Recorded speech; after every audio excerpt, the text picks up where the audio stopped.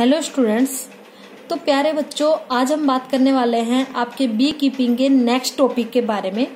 जैसा कि अब तक हम बात कर चुके हैं बी कीपिंग के बारे में, मतलब एपीकल्चर के बारे में कि एपीकल्चर की प्रैक्टिस या फिर जो हनी बीज है उनको कैसे कल्टीवेट किया जाता है, उनकी रियरिंग, उनकी केयर, उनका मैनेजमेंट कैसे किया जाता है, कौन कौन से प्रोडक्ट्स हमें मिलते हैं मेनली एपीकल्चर या बी कीपिंग से। उसके बाद कौन कौन सी वेराइटीज को हम यूज करते हैं मेनली हनी के फॉर्मेशन के लिए।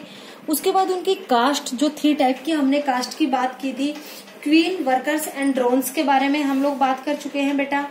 तो आज हम लोग बात करने वाले हैं नेक्स्ट पॉइंट के बारे में। Next is the function of workers change with age. ठीक है, जैसा कि वर्कर्स के बारे में हमने बात की कि कौन कौन से ऑर्गन्स प्रेजेंट होते हैं जिनके बेसिस पे जो वर्कर्स है वो अपनी रिस्पॉन्सिबिलिटीज निभाती है, अपने फंक्शन परफॉर्म करती है। ठीक है, अपना वर्क परफॉर्म करती है।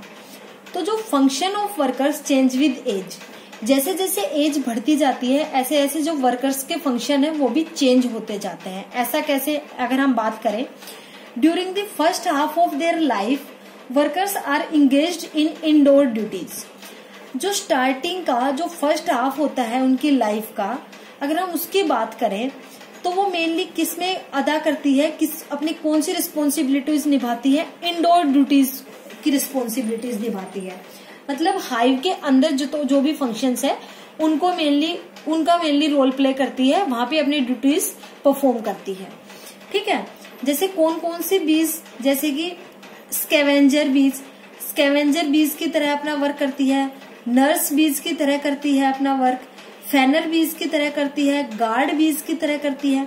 जैसे आपको नाम से ही पता लग रहा होगा, स्कैवेंजर बीज जो भी डेड ऑर्गेनिज्म होते हैं या फिर जो भी डिकेइंग मटेरियल होता है उसको मेनली इंजेस्ट करती है। नर्स सेल्स होती है, न्यूट्रिशन प्रोवाइड कराती है, नरिशमेंट प्रोवाइड कराती है हाइव को। ठीक है, फैनर बीज होती है मेनली। गार्ड बीज होती है जो एज ए गार्ड वर्क करती है हाइव के लिए, ताकि कोई भी एनिमल है या फिर कोई भी एनिमीज है वो उसको इफेक्ट ना कर सके। ठीक है, तो मेनली क्या करती है, डिफेंड करती है हाइव को। तो ये सारे काम हो गए वर्कर्स के। ड्यूरिंग द सेकेंड हाफ, ये तो फर्स्ट हाफ के वर्क थे इसके, कि फर्स्ट हाफ में उसकी लाइफ जो है या उसकी एज जो है उसके फर्स्ट हाफ पीरियड में मेनली वो कौन कौन से फंक्शंस करती है। सेकेंड है, during the second half they perform outside duties.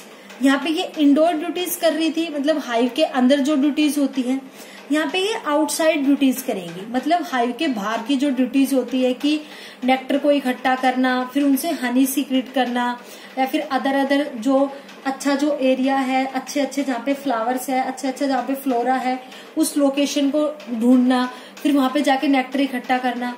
तो जितने भी आउटसाइड ड्यूटीज होती है या आउटडोर ड्यूटीज होती है वो मेनली अपनी सेकेंड हाफ लाइफ में परफॉर्म करती है। ठीक है, such as scout bees and forager बीज। हम इनको क्या बोल सकते हैं, जो सेकेंड हाफ में जो अपना फंक्शन करती है, परफॉर्म करती है, जो आउटसाइड ड्यूटीज करती है, such as scout bees and forager bees हो सकती है। The worker bees of a hive fall under 3 major age groups. जो वर्कर बीज होती है हाइव की, हम उसको मेनली 3 एज ग्रुप्स में डिवाइड करते हैं, कैटेगराइज करते हैं। वो 3 एज ग्रुप्स कौन कौन से होते हैं अगर हम उसकी बात करें। फर्स्ट होता है स्कैवेंजर बीज। कौन सा होता है बेटा, स्कैवेंजर बीज। स्कैवेंजर बीज कौन सी होती है, for the first 3 days, starting के 3 डेज, मतलब जो वो प्रोड्यूस हुई है उसके स्टार्टिंग के 3 days, each worker bee act as scavenger. हर जो वर्कर बी है वो किसकी तरह एक्ट करती है, स्कैवेंजर की तरह। मतलब जितने भी डेड मटेरियल है, जो भी वहां पे मतलब अदर जो डिकेइंग मटेरियल है उसको क्या करती है, इंजेस्ट करती है। ठीक है, उसको क्या करती है, डिग्रेड करती है, उसको डिस्ट्रॉय करती है मेनली। ठीक है, cleaning the walls and floor of empty cells of the colony for reuse. मतलब समझ में आया आपको। अब इसने स्कैवेंजर की तरह मान लो फंक्शन किया है, तो जितना भी डेड मटेरियल था, जितना भी गंदा मटेरियल था, उसको क्या कर दिया, इसने इंजेस्ट कर दिया। तो जो वॉल्स है, जो सेल थी, कोम में जो सेल्स प्रेजेंट थी, अब वो क्लीन हो गई है, उसकी वॉल्स भी, उसके फ्लोर्स भी। तो वो जो अदर जो अब जो वेराइटीज आएंगी या फिर अदर जो कॉलोनी बनेगी वहां पे हनी बी की, उसको दोबारा से रीयूज कर सकती है, उस कोम को, उस हाई को अपनी कॉलोनी वहां पे रखने के लिए, अपनी कॉलोनी बनाने के लिए। ठीक है। सेकंड आता है नर्स बीज। नर्स बीज कौन कौन सी होती है? From the 4th day onwards. ठीक है। जैसा कि देखो आपने बात की 3 डे तक, 3rd डे तक मेनली वो किसकी तरह काम कर रही है बेटा? स्कैवेंजर बीज की तरह वर्क कर रही है, फंक्शन कर रही है। ठीक है।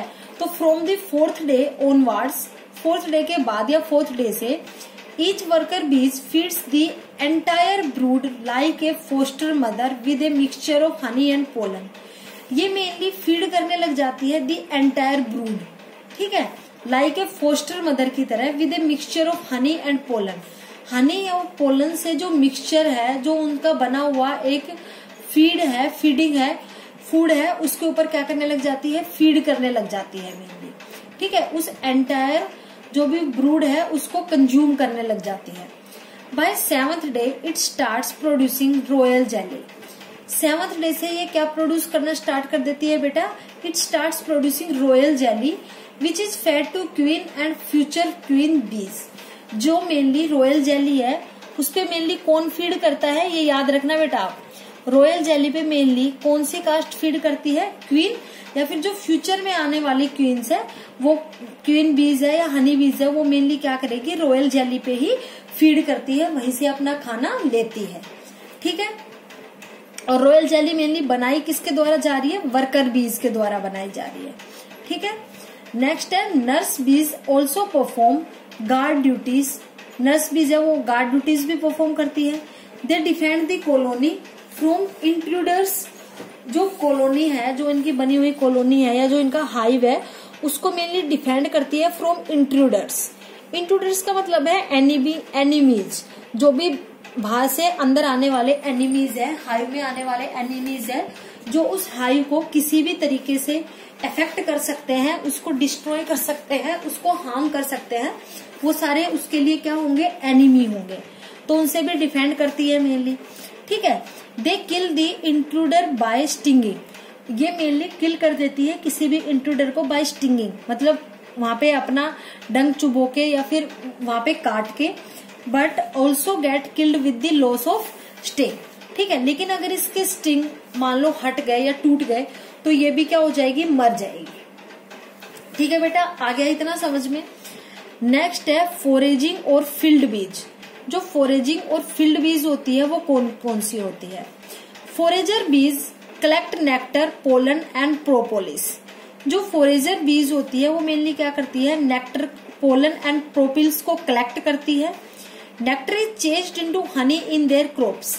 जो नेक्टर है वो मेनली चेंज हो जाता है हनी में इन देयर क्रॉप्स, मतलब फील्ड बीज जहां से उन्होंने नेक्टर को इकट्ठा किया है, जहां से जिन फ्लावर से उन्होंने नेक्टर लिया है, वहीं पे वो किस में कन्वर्ट हो जाता है? हनी में कन्वर्ट हो जाता है। ठीक है बेटा, आ गई इतनी बात समझ में। अब हम बात करते हैं management for high yield of Honey. अब हमें अपना जो फूड रिसोर्स है इसको इम्प्रूव करना है, इसकी वैरायटी है या इसकी यील्ड है उसको इंक्रीज करना है, हाई करना है। तो उसके लिए हम क्या क्या चीजें अपनाएंगे उसके बारे में अगर हम बात करें तो सबसे पहला है for the purpose of commercial production of honey apiaries are established. अब ये एपेरीज क्या होती है अगर हम बात करें? Apiary it is place where bee hives. Bee hive का मतलब होता है वुडन बॉक्स। अब देखो बी हाइव है, जो भी हाइव है वो या तो पेड़ मतलब किसी भी प्लांट के लगता है, पेड़ के लगता है, फिर वुडन बॉक्सेस रखे जाते हैं जिनमें आर्टिफिशियली हनी प्रोड्यूस किया जाता है। ठीक है। हनी बीज है उसको छोड़ दिया जाता है, वो रहती वुडन बॉक्स में है, उनको दिन के समय में छोड़ दिया जाता है ताकि वो फ्लावर से नेक्टर इकट्ठा करके ला सके और शाम के टाइम में दोबारा वो अपने अपने वुडन बॉक्सेस में पैक हो जाती है। ठीक है। Are kept to get honey and other products of bee. Apiary क्या है? एक वो जगह जहाँ पे बी हाइव या फिर वुडन बॉक्सेस रखे जाते हैं टू गेट हनी, हनी को प्राप्त करने के लिए, and other products of honey B. जो हनी बी से अदर प्रोडक्ट्स मिलने वाले हैं, बी वैक्स, पॉइजन, प्रोपोलिस, ये सारे प्रोडक्ट्स को भी पाने के लिए मेनली क्या किया जाता है? अपायरी यूज की जाती है। अपायरी जो जगह है जहाँ पे हाइव या फिर वुडन बॉक्सेस रखे जाते हैं हनी को प्राप्त करने के लिए या अदर प्रोडक्ट्स को प्राप्त करने के लिए, वहां पे ये यूज में लिए जाते हैं। ठीक है, नेक्स्ट हम बात करते हैं बेटा, to obtain good quality and higher yield of honey the following considerations are done. Good quality का हनी या फिर हायर यील्ड ऑफ हनी प्राप्त करने के लिए हम कुछ फॉलोइंग कंसिडरेशंस को यूज करते हैं। वो कौन कौन सी अगर हम बात करें, सबसे पहला है बेटा पास्चुरेज, क्रॉप, फ्लोरा। पास्चुरेज या फिर क्रॉप या फिर flora. Quality and taste of honey depends upon the flora, pasturage और orchards available for the nectar and pollen collection. जो भी क्वालिटी है या फिर जो भी टेस्ट है, जो भी ऑर्डर है, स्मेल है हनी की, वो मेनली किस पे डिपेंड करती है, उस फ्लोरा पे या उन फ्लावर्स पे जिन पे हनी बीज ने क्या किया है, वहां से नेक्टर को सक किया है। ठीक है, उस पे डिपेंड करती है। ठीक है, या फिर जहां से उन्होंने नेक्टर या फिर पोलन को कलेक्ट किया है, जहां से उन्होंने नेक्टर या पोलन को सक किया है, उस फ्लावर्स पे या फिर उन प्लांट्स पे डिपेंड करती है। ठीक है, कि जो हनी है उसका टेस्ट कैसा होगा, उसकी क्वालिटी कैसी होगी, या फिर उसके अलावा जो उसकी स्मेल है वो कैसी होगी, ये सब उसके ऊपर डिपेंड करता है बेटा। ठीक है, नेक्स्ट है पार्शुरेज फ्लोरा ऑफ हनी बीज include a variety of flooring plants. जो पास्चुरेज है या फिर जो फ्लोरा है हनी बीज के लिए, कि हनी बीज है उन पे मोस्टली क्या करे, अपना नेक्टर या फिर पोलन वहां से सक करे, वहां से कंज्यूम करे। तो कौन कौन सी फ्लावरिंग प्लांट्स की वेराइटीज है वो अगर हम उसके बारे में बात करें, such as mango, coconut, almond, cotton, apple, coffee, neem, sunflower etcetera. ठीक है बेटा, तो ये प्लांट्स की, फ्लावरिंग प्लांट्स की कुछ वेराइटीज है जिनके ऊपर हनी भी है वो क्या करेगी, मतलब एक्ट करेगी या फिर वहां से नेक्टर या फिर पोलन्स को क्या करेगी, सक करेगी फॉर द प्रोडक्शन या फिर for the formation of honey. अब हम बात करते हैं नेक्स्ट पॉइंट की। नेक्स्ट पॉइंट है बेटा बी हाइव। जो बी हाइव है उसका मेनली क्या रोल है, वो मेनली क्यों यूज किया जाता है। Bee hive is a box raised over A stand. एक बॉक्स होता है, एक संदूक लाइक बक्सा होता है मेनली, जो कि एक स्टैंड पे रखा रहता है। ठीक है, और उसमें हनी बीज मेनली रहती है। जैसा कि मैंने अभी आपको बताया, दिन के समय में सारी हनी बीज को छोड़ दिया जाता है ताकि वो फ्लावर से, प्लांट से नेक्टर या फिर पोलन इकट्ठा करके ला सके। ठीक है, और शाम के टाइम में फिर उनको दोबारा से वो आके अपने अपने बॉक्स में, अपने अपने बी हाइव में पैक हो जाती है। फिर नेक्स्ट डे उनकी यही ड्यूटी रहती है। ठीक है, each bee hive is of 46 into 23 centimetre size. अगर हम ईच बी हाइव का अगर साइज देखें तो कितना होता है, 46 इंटू 23 सेंटीमीटर साइज। 46 क्या होगी लेंथ, 23 क्या होगी विड्थ, ये क्या होगी इनकी साइज होगी बेटा। ठीक है, और बी हाइव में ही मेनली क्या रहती है, हनी बीज रहती है। अब जैसे मैंने बताया था उनमें अदर अदर टाइप की कास्ट रहती है। सिंगल क्वीन होगी। ठीक है, थाउजेंड्स में अगर बात करें तो वर्कर्स होंगे, और अगर हंड्रेड्स में बात करें तो ड्रोन्स होंगे। ड्रोन्स मेल जो क्वीन के साथ मेट करते हैं। ठीक है, नेक्स्ट हम बात करें अपेरी लोकेशन, कि जो भी आपने जगह चूज की है जहाँ पे आपने बी हाइव या वुडन बॉक्सेस को रखा है ताकि आपको हनी मिल सके, उसकी लोकेशन क्या होनी चाहिए अगर हम उसकी बात करें। Apiary means setting up of a number of bee hives in good and desirable locations in such a systematic way which allows maximum nectar and pollen collection। जो भी आपने लोकेशन चूज की है बी हाइव को रखने की, या जो वुडन बॉक्सेस है जहाँ पे जिनमें हनी बीज प्रेजेंट है, उसको रखने की जो लोकेशन आपने जो चूज की है वो गुड होनी चाहिए एंड डिजायरेबल लोकेशन होनी चाहिए। डिजायरेबल लोकेशन का मतलब है जैसा आपको वहां का इन्वायरमेंट चाहिए, टेम्परेचर कैसा चाहिए, वहां का आसपास का फ्लोरा कैसा चाहिए, आसपास के फ्लावर्स कैसे चाहिए, आसपास का जो आपको नेक्टर या फिर पोलन जो आपको प्राप्त हो रहा है उसकी कैसी क्वालिटी होनी चाहिए। तो उसके बेसिस पे आप लोकेशन डिसाइड कर सकते हो, आप लोकेशन चूज कर सकते हो बेटा। ठीक है, समझ में आ रहा है बच्चों। ठीक है, ए अपेरी should be set in a locality rich in vegetation, especially the flowering plants. Rich flora should be available in 1 to 2 kilometer radius for honey collection. जो अपेरी है वो मेनली ऐसी जगह में होनी चाहिए जो रिच इन वेजिटेशन, मतलब जहाँ पे जो फूल वगैरह है या जो वेजिटेशन है, जो प्लांट्स वगैरह है वो ज्यादा हो। ठीक है, specially the flowering plants, mainly कौन से प्लांट्स हो वहां पे, फ्लावरिंग प्लांट्स हो, ताकि उनसे नेक्टर और पोलन ले सके। रिच फ्लोरा हो, should be available in 1 to 2 kilometre radius for Honey collection. जहाँ पे आपने बी हाइव रखा हुआ है या जहाँ पे आपने वुडन बॉक्सेस रखे हुए हैं जिनमें हनी बीज है, उनके 1 to 2 किलोमीटर की दूरी में ही क्या होना चाहिए, ये जो वेजिटेशन का है या फिर जो फ्लोरा है, जो डिजायरेबल फ्लोरिंग प्लांट्स है, वो प्रेजेंट होने चाहिए ताकि वो अपना नेक्टर और पोलन वहां से ले सके। ठीक है बेटा। उसके बाद each hive should face east. Each जो हाइव है उसका जो फेस है वो किसकी तरफ होना चाहिए, ईस्ट की तरफ होना चाहिए, पूर्व दिशा की तरफ होना चाहिए। It should receive sunlight during morning. ठीक है, ये जो हाइव है इसका क्या काम है मेनली, या फिर जो लोकेशन है जहाँ पे आपने बी हाइव बनाया है, जहाँ पे आपने वुडन बॉक्सेस रखे हैं, या फिर वहां पे सुबह और शाम दोनों टाइम क्या होना चाहिए, सनलाइट आनी चाहिए। सुबह और शाम दोनों टाइम क्या आनी चाहिए बेटा, सनलाइट आनी चाहिए। And evening and some shades during mid day, और कुछ छाया भी आनी चाहिए ड्यूरिंग मिड डे, आधे टाइम में, आधे दिन के टाइम में। ठीक है, सुबह और शाम के टाइम में तो क्या आनी चाहिए, सनलाइट आनी चाहिए, और ड्यूरिंग द मिड डे थोड़ी छाया भी आनी चाहिए, शेड भी आनी चाहिए। ठीक है। नेक्स्ट है हनी फ्लो एंड सीजन्स। अगर हम बात करें हनी फ्लो एंड सीजन्स की, at a given location yield of honey is dependent on the duration. एक गिवन लोकेशन के ऊपर जो यील्ड है हनी की वो किस पे डिपेंड करती है, on the duration for which abundant flora is available, कि वहां पे जो फ्लोरा है या जो फ्लावरिंग प्लांट्स है वो अबेंडेंट अमाउंट में, अच्छी अमाउंट में अवेलेबल है या नहीं, उस पर डिपेंड करता है कि हनी की जो यील्ड है वो कितनी होगी। अगर अच्छे खासे फ्लावर्स प्रेजेंट है, अच्छा खासा फ्लोरा प्रेजेंट है और अच्छे रस भरे अगर वहां पे फ्लावर्स प्रेजेंट है तो उनसे अच्छा खासा नेक्टर और पोलन इकट्ठा हो पाएगा। तो अगर नेक्टर और पोलन इकट्ठा हो पाया उनसे अच्छे से तो हनी की यील्ड भी अच्छी होगी।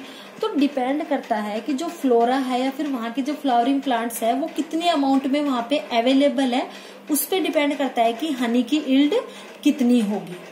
The total time during which honey bees collect nectar and pollens is called honey flow period.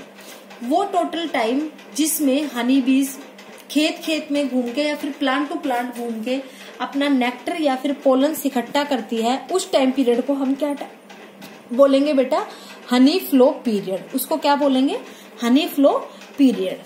ठीक है। नेक्स्ट हम बात करते हैं बेटा स्वार्मिंग या फिर रिप्रोडक्शन की। ठीक है, कि जो रिप्रोडक्शन है वो कैसे होता है मेनली, और उसके लिए कैसे कैसे जो कास्ट है वो रिस्पॉन्सिबल है। It is a natural phenomenon where by mass movement of bees from one place to another takes place. ये एक नेचुरल फिनोमिना है जिसमें मास मूवमेंट ऑफ बीज, मतलब बहुत सारी अमाउंट में जो बीज है वो मूव कर जाती है from one place to another place takes place. ठीक है, to another takes place. In honey bees swarming is done in spring season. जो हनी बीज है उनमें जो रिप्रोडक्शन का टाइम है, जो स्वार्मिंग का जो टाइम है वो कौन सा होता है, स्प्रिंग सीजन होता है mainly for the purpose of reproduction. ठीक है, तो हनी बीज में जो स्वार्मिंग का जो टाइम पीरियड होता है वो मोस्टली कौन सा होता है, स्प्रिंग सीजन होता है for the purpose of reproduction. For swarming new या फिर young queen leaves the old hive along with some workers and drones and takes a new shelter। Swarming के लिए क्या करती है, रिप्रोडक्शन के लिए क्या करती है, जो क्वीन है या फिर जो न्यू क्वीन या फिर यंग क्वीन है, जो क्वीन के फर्टिलाइज्ड एग से जो मेनली बनी है, वो जो क्वीन है वो क्या करेगी, लीव्स द ओल्ड हाइव, जो ओल्ड हाइव है उसको छोड़कर अलोंग विथ सम वर्कर्स कुछ वर्कर्स के साथ एंड कुछ ड्रोन्स के साथ एक नए जगह, एक नए शेल्टर में, एक नए हाई में मूव कर जाएगी, एक हाई से दूसरे हाई में, एक जगह से दूसरी जगह पे। ठीक है, स्वार्मिंग में ये हुआ। नेक्स्ट है selection of variety of honey bee and site selection for beekeeping. एक अच्छी वेराइटी का, एक हनी बी की अच्छी वेराइटी का सिलेक्शन करना कि उससे जो हनी की यील्ड है वो कैसी होगी, ठीक है, उसकी क्वालिटी कैसी होगी, आपको कितने अमाउंट में कितने यील्ड में हनी मिलेगा, ऐसी वैरायटी का सिलेक्शन करना। And site selection for beekeeping, और जहाँ पे आप एपीकल्चर की प्रैक्टिस कर रहे हो या फिर बी कीपिंग कर रहे हो, वहां की साइट कैसी होनी चाहिए उसको सिलेक्ट करना। ठीक है, तो ये क्या थे, कुछ मेजर रिक्वायरमेंट्स थी जो कि मेनली हमें ध्यान में रखनी चाहिए ड्यूरिंग द बी कीपिंग या फिर एपीकल्चर। ठीक है बेटा, अब हम बात करते हैं डिजीज की और एनिमीज की of honey bees. Diseases and enemies of honey bees. Honey bees are infected by viruses, bacteria, fungi and protozoa. Honey bees है वो मेनली किनसे इन्फेक्ट होती है, by viruses, bacteria, fungi and protozoa. For example, अगर हम example की बात करें, द बैक्टीरियम बैसिलस एपिसेप्टियस, ठीक है, the bacterium bacillus apisepticus infects blood of honey bee causing septicemia. ठीक है, एक बैक्टीरिया है जिसका नाम है बैसिलस एपिसेप्टियस। वो मेनली हनी बी के ब्लड को इन्फेक्ट करती है और एक डिजीज कोज करती है, दैट नेम इज सेप्टिसेमिया। ठीक है, नेक्स्ट है brood foul disease takes place by schizomycetes. एक डिजीज है ब्रूड फाउल, ठीक है, जो डिजीज मेनली किसके द्वारा होती है, स्काइजोमाइसिटीज। स्काइजोमाइसिटीज एक फंजाई का ही टाइप है। आप आगे पढ़ोगे फंजाई के अलग अलग डिफरेंट टाइप्स होते हैं, ड्यूट्रोमाइसिटीज, एस्कोमाइसिटीज, उसी में एक नाम आता है बेटा, दैट इज स्काइजोमाइसिटीज, जो कि फंजाई का ही एक टाइप है और जिसके द्वारा डिजीज कोज होती है, दैट इज ब्रूड फाउल। ठीक है, नेक्स्ट है nosema disease and amoeba disease. Nosema disease and amoeba disease are caused by protozoan pathogens. ठीक है, जो डिजीज है अमीबा डिजीज, अमीबा क्या है मेनली, अमीबा की अगर आप बात करो तो अमीबा एक प्रोटोजोआ है, तो आप इससे नाम याद रख सकते हो। नोसेमा डिजीज और अमीबा डिजीज मेनली किसके द्वारा होती है, प्रोटोजोआन्स के द्वारा होती है। ठीक है, कॉमन पेस्ट या फिर enemies of bees are wasps, wax moths and mites. अगर हम कॉमन पेस्ट या कॉमन एनिमीज की अगर बात करें हनी बी की, तो कौन कौन से हैं, wasps, wax moths and mites, भंवरे, मोथ्स एंड माइट्स। ठीक है, ये सारे क्या है, कॉमन पेस्ट है, कॉमन एनिमीज है उन हनी बीज के या उन हनी बीज के हाइव के। नेक्स्ट है various birds such as king crows, blue tits, flycatchers, green blue eater, sparrows use bee as their meal. कुछ बर्ड्स होते हैं like king crows, blue tits, flycatchers, green blue eaters, sparrows, ये mainly क्या करती है, जो honey bees है उनको एज ए मील यूज करती है, as a their feeding habit use करती है, मतलब खाने के लिए यूज करती है। ठीक है, तो ये भी क्या हुई, उन हनी बीज की एनिमीज हुई, क्योंकि एनिमी क्या हुआ कि उसके द्वारा उनकी जो पॉपुलेशन है वो कम हो रही है वहां पे। ठीक है, उनकी कॉलोनी से उनकी पॉपुलेशन कम हो रही है। ठीक है, तो ये जो एनिमीज है अलग अलग टाइप के डिफरेंट टाइप के बर्ड्स हैं, ये अगर हनी बीज को खा लेंगे, अगर उन पे फीड कर देंगे तो उनकी पॉपुलेशन वैसे ही कम हो जाएगी। तो ये भी क्या हुए, इनके एनिमीज हुए। ठीक है बेटा, तो अब अपना आज हमने बात की है बी कीपिंग के बारे में बेटा। तो बी कीपिंग का चैप्टर, बी कीपिंग के साथ साथ आपका फर्स्ट चैप्टर इम्प्रूवमेंट्स इन फूड रिसोर्सेज भी कंप्लीट होता है। इससे आगे हम नेक्स्ट चैप्टर पे मूव करेंगे बेटा नेक्स्ट वीडियो में। आज के लिए इतना ही। थैंक यू प्यारे बच्चों।